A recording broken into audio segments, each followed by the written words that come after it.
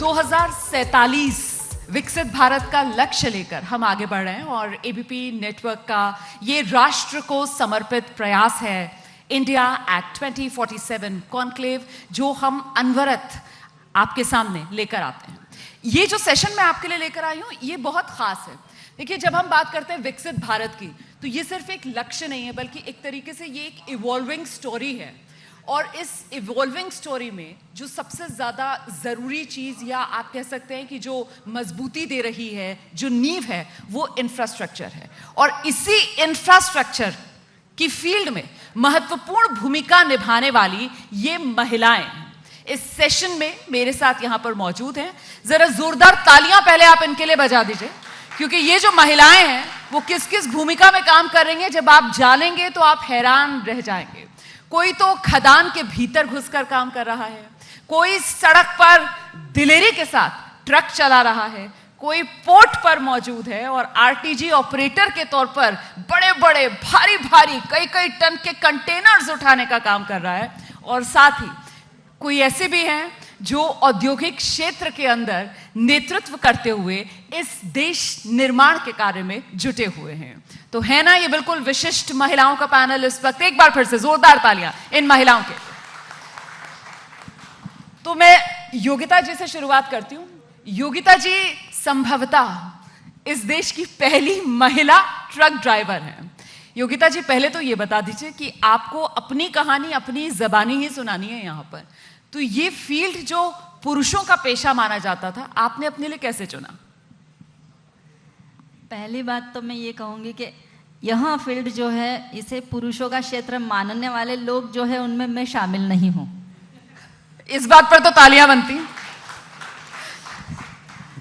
कोई भी क्षेत्र किसी मतलब पुरुषों के लिए है या महिलाओं के लिए, ये सिर्फ हमारा माइंड सोचता है। सचमुच में ऐसा कुछ डिसाइडेड नहीं है। सारे काम सारे ही मतलब महिलाएं भी कर सकती है और पुरुष भी कर सकती हो, ऐसा मेरा मानना है।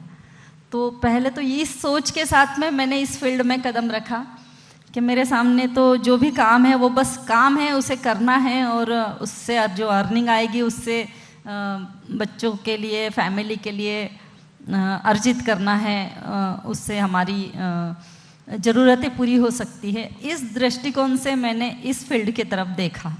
लेकिन योगिता जी, आपकी सोच तो बहुत ही शानदार है, पर जो एक समाज में बड़े तबके की सोच है वो तो यही जोड़ता है ना, मतलब कि ट्रक ड्राइवर मतलब कोई पुरुष ही होगा। तो फिर उस सोच वाली चुनौती को कैसे पार किया? दिक्कतें आई? देखिए, जब से बचपन में मैं बड़ी हो रही थी तो पापा या मम्मी या जो भी आसपास के लोग बोलते थे ये नहीं कर सकते, ये वो नहीं कर सकते, तो उस समय भी मैं मन के अंदर हंसा करती थी कि ये नहीं कर सकते बोलने वाले ये कौन है, और ये मेरे माइंड पे थोड़ी ना फोकस करेंगे, ये तो मेरा माइंड तय करेगा कि ये मैं कर सकती हूँ, मतलब ये मैं खेल सकती हूँ या पतंग में उड़ा सकती हूँ। उस समय से शुरुआत हुई। तो लड़कियाँ नहीं छतों पे चढ़ के पतंग नहीं उड़ाती थी, मगर मैंने उस समय भी ये सब किया। तो मतलब मेरी सोच काफ़ी डिफरेंट रही है, जिस वजह से मैं इस फील्ड में आई हूँ। यही कहना चाहूँगी। बड़े बुजुर्ग क्या बोलते हैं इसके तरफ मैं आज भी ध्यान नहीं देती हूँ। पापा तो अभी भी बोलते हैं कितना घूमेगी। अरे पापा, मैं घर में बैठने के लिए थोड़ी ना आई हूँ, घूमने के लिए तो ज़िंदगी मिली है, बाहर निकलो और पता करो। जब भी हम आगे बढ़ते हैं तो बहुत अच्छी चीज़ें होती है, और जब आप एक कंफर्टेबल जोन में बैठ जाते हो तो तब कोई अच्छी चीज़ नहीं होती है।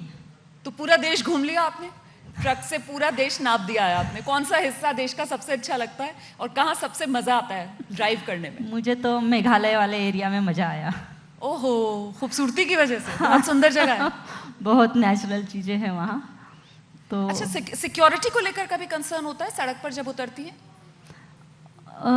ये तो एग्जाम्पल है, देश में सामने के सिक्योरिटी वाले लोग भी स्वयं अपनी जो ऑनर होता है उनकी मतलब डेथ कर देते हैं, हत्या कर देते हैं। तो सिक्योरिटी फिर हमारे लिए क्या मायने रखती है कि जो बॉडीगार्ड होते हैं वो ही हत्याएं कर देते हैं, तो फिर हम लोग क्यों सोच लेते हैं कि हमें यहाँ सिक्योरिटी है या वहाँ सिक्योरिटी। कुल मिलाकर के हमें ठोस और मजबूत बनने की आवश्यकता है। क्या बात है, शानदार। तो ये परंपराओं को तोड़ते हुए अपनी एक नई लीक, अपनी एक नई लकीर खींचती हुई महिलाएं हैं। नेहल का जरा रुख कर लेते हैं। और नेहल जो है वो बहुत ही खतरनाक काम करती हैं, मतलब मैं सुनकर कांप गई। जमीन के नीचे हमें तो रास्ता ढूंढने के लिए मोबाइल चाहिए होता है, नेविगेशन करना पड़ता है, लेकिन ये ज़मीन के नीचे जहाँ पर आपका जीपीएस भी काम नहीं करेगा, वहाँ पर उतरकर और खदानों के भीतर घुसकर बिल्कुल घने घुप अंधेरे के अंदर इतने खतरनाक काम, मतलब ये डेयर डेविल हैं क्या? कहाँ से आता है ये हौसला? So basically my father is from mining and my complete background is from mining, but earlier the mining is not for women.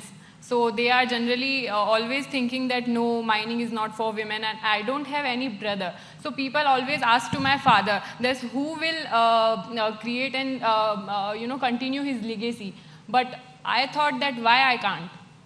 So I step into this world. This is called the mining industry, and I work as a first female mining engineer in underground in Hindustan Zinc Limited, and currently I am working as a blasting engineer in Sindesar Khurd mines of the Hindustan Zinc. So initially it was very difficult because so many kind of hurdles and some